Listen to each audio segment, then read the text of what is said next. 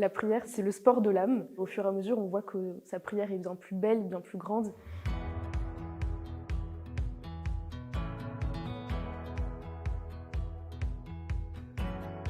Jésus annonce lui-même la puissance de la prière quand il nous dit dans l'Évangile que nous ferons des choses plus grandes que lui. Celui qui croit en moi fera les œuvres que je fais, il en fera même de plus grandes. Tout ce que vous demanderez en mon nom, je le ferai, afin que le Père soit glorifié dans le Fils. La prière, c'est d'abord une relation d'amour avec Dieu, où j'essaye d'ajuster ma volonté à la volonté de Dieu.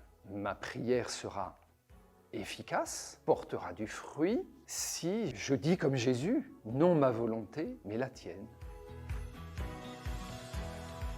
Pour moi, la puissance de la prière, c'est plutôt quelque chose qui va se voir dans le temps. Par exemple, je trouve ça important quand on prie de noter des paroles qui nous ont marqués et revenir sur ces paroles quelques temps après.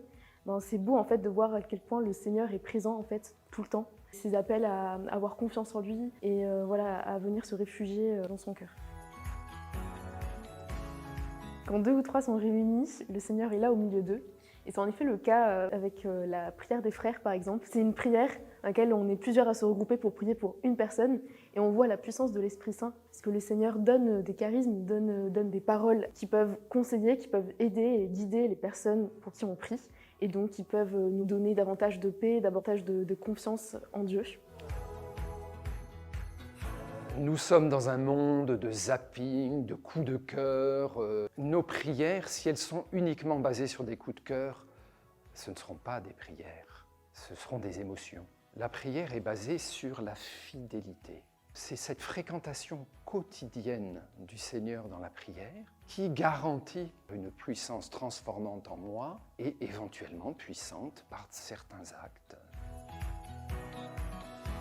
La prière, c'est comme du sport, c'est le sport de l'âme. Donc on entraîne un peu tous les jours son cœur à prier et au fur et à mesure, on voit que sa prière est bien plus belle, bien plus grande. On arrive davantage à percevoir aussi ce que le Seigneur veut nous dire. Quand on a aussi du mal à prier, on peut tout simplement réciter un Notre Père. C'est quand même la prière qui a été donnée par Jésus pour nous, pour tous les hommes.